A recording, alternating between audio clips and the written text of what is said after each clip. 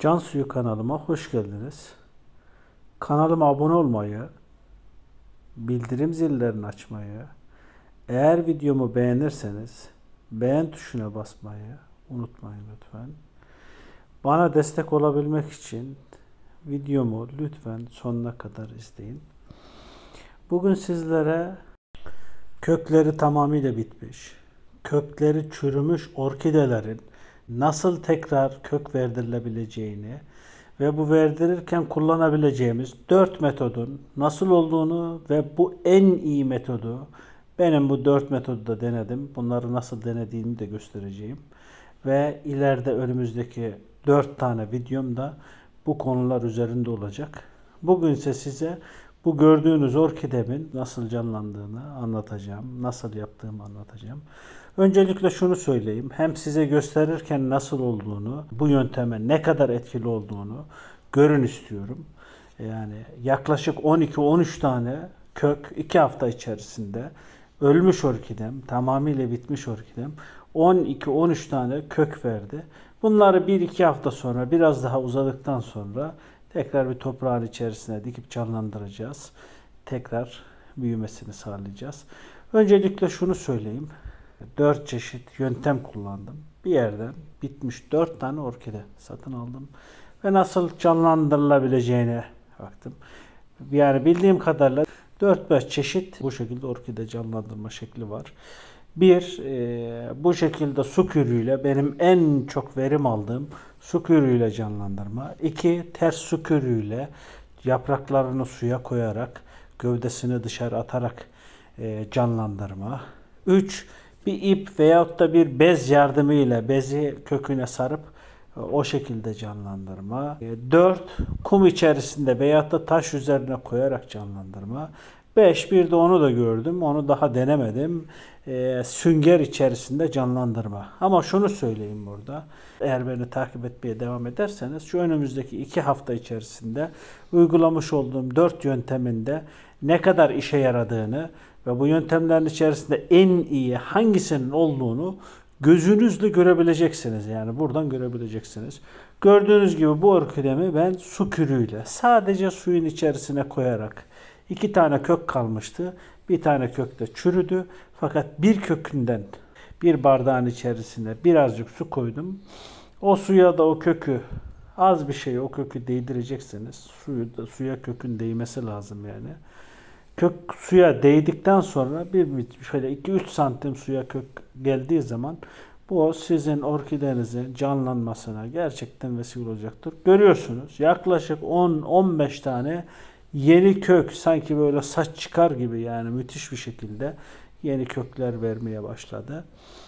Bu en çok verim aldığım yöntem tabii ki bu yöntem yani su kürü yöntemi. Şu an 4 tane göstereceğim yani bu videomdan da hızlı bir şekilde sizlere diğerlerinin ve bunun nasıl olduğunu göstereceğim. Ama dediğim gibi yani internette birçok YouTube'da da görebilirsiniz. Farklı yerlerde de görebilirsiniz. Birçok video görürsünüz yani. Bu videoların içerisinde size şunu kesinlikle söyleyebilirim. Bu noktada bu konuyla alakalı yani kök canlandırma ile alakalı, orkide yeniden canlandırma ile alakalı, orkideye yeni kökler verdirme ile alakalı birçok video görebilirsiniz. Ama şunu kesinlikle size söyleyebilirim. Bu şeyler içerisinde yani bu yöntemler içerisinde en iyi yöntem gerçekten ben test ettim ve gördüm. En iyi yöntem su kürü yöntemi. Bu su kürü yöntemi yaparken dikkat etmeniz gereken şu, burada 2-3 şeye dikkat edin. Zaten nasıl yaptığını da gösterdim. Bir bardak olabilir bu, bir kase olabilir bu.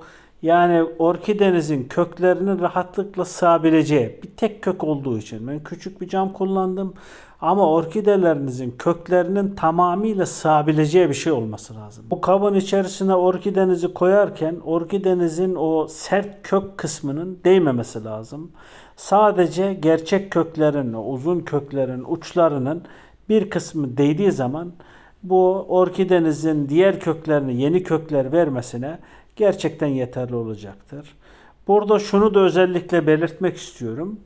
Orkidenize su kürü uygularken orkidenin suyunu haftada bir değiştirmeniz lazım. Bu belki 3 güne bir olabilir, 4 güne bir değiştirebilirsiniz. Benim ikinci uygulamış olduğum köklendirme yöntemi ise bu gördüğünüz ters su kürü yöntemi. Ters su kürü yöntemi. Bunu burada yaprakları şeyin içerisine koyuyorsunuz, suyun içerisine koyuyorsunuz, gövde dışarı alıyorsunuz. Burada şunu söyleyeyim, bu kürün de sonuçlarını size göstererek anlatacağım önümüzdeki videolarda. Ama bu kürden ben çok şey kadar, su kürü kadar, diğer kürlerden su kürü kadar, normal su kürü kadar verim alamadım. Ondan dolayı aslında orkideyi canlandırmak adına uygulanabilecek en iyi yöntem normal su kültürü yöntemi. Suyun içerisine koyacaksınız tek kökünü ve orkidenizin köklerinin gelişmesine bakacaksınız. Bu gösterdiğim şey uygulama yaptıktan sonra bir hafta geçti. Fakat bir hafta geçmesine rağmen bu ters su kültüründe bakın gerçekten şey olmadı. Yani bir verim alamadık. Ama yani iki hafta sonra ben şeylerin çıkacağını düşünüyorum yani. Köklerin çıkacağını düşünüyorum. Hani üçüncü yöntem gördüğünüz gibi kum üzerine veyahut da taşlar üzerine nemli taşlar üzerine orkidenizi yerleştireceksiniz. Ve orkidenizin bu tamamıyla köksüz bir orkide de olabilir. Bu şekilde benim elimdeki biraz kökü kalmış orkide de olabilir. Fark etmez. Tamamıyla köksüz orkide olduğu zaman o sert kısmına ben biraz sonra taş koyacağım. Bakın taşı koyuyorum. O taşların üzerine ses kısmını koymanız lazım. Ve ben kökler olduğu için üstünü tam anlamıyla kapatmayacağım. Onları koyduktan sonra etraflarını streç filmle tamamıyla kapatıp ağzını kapatıp bekleyebilirsiniz. Ben bundan yaklaşık 2 yıl önce falan bu kürden çok ciddi verim aldım. Ama burada 4 tane yöntemi beraber denedim. Baktım hangisi daha verimli olacağına bakmak istedim. Ama gördüm ki en çok verimli olan yöntem, en çok verim aldığım yöntem yine diyorum su kürü yöntemi. Su kültürü yöntemi. Eğer yani orkidenizi gerçekten canlandırmak istiyorsanız benim kanaatim sadece su kültürü yöntemini kullanarak yapabilirsiniz. Ama burada şunu söylemem lazım. Tamamıyla kökler bittiyse eğer su kürünü uygulayamazsınız. Tamamıyla kökler bittiyse size tavsiye edeceğim 2 yöntem. Birinci yöntem bu şekilde taşları koyup taşların üzerine orkidenizi koyup taş kültürü veyahut da kum kültürüyle yapmanız veyahut da ters su kürü yöntemiyle yapmanız.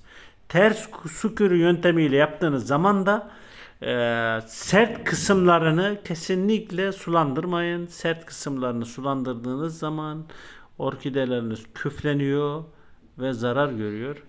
Onun için çok dikkat etmenizde fayda görüyorum. Evet. Görüyorsunuz yani. Bunu da bunun videosunu da size nasıl olduğunu, nasıl yapıldığını, gelişiminin nasıl olduğunu göstereceğim. Dördüncü yöntemimiz ise orkide ip olabilir bu. Bu şekilde bir yorgan ipi olabilir. Bizim orada tabir yorgan ipi. Veyahut da işte büyük bir askı ipi olabilir. Yani ama su geçirgen olması lazım. Yani plastik olmaz. Suyu geçirgen olması lazım ki o iple birlikte köke su gelebilsin. Su kürü. Bu da iple veyahut da bir bezle yapılabilir. Bakın bundan da verim aldık ama ipler burada da şunu söyleyeyim. İpler çürüyor ve ipin değdiği yerlerde, köklerde değdiği yerlerde ipin tamamıyla küfleniyor yani. Ama verim alınıyor mu? Evet, bundan da verim alabiliyorsunuz yani. Verim alınıyor. Fakat yine diyorum burada alabileceğimiz en verimli kürümüz su kürü yöntemi. Ondan dolayı da su kürü yöntemini Ben ilk videomda, yani köklerin canlandırılmasıyla alakalı yapacağım videolarımda ilk videomu da su kürü yöntemini size göstermek istedim. Ama şunu da söyleyeyim. Bu kürü yaptığınız zaman, bu kültürleri yaptığınız zaman muhakkak orkidelerinizi güneş alan bir yere koymanız lazım. Onu da burada belirtmek istiyorum. Videomu buraya kadar izlediğiniz için teşekkür ediyorum. Kanalıma abone olarak, bildirim zillerini açarak, eğer videomu beğendiyseniz beğen tuşuna basarak bana destek olabilirsiniz. Hoşça kalın, sevgiyle kalın, ailenizle kalın ve bitkilerinize kalın. Bir dahaki videomun konusu ters su kürü yöntemini anlatacağım size ve sonuçlarını göstereceğim. İyi günler diliyorum.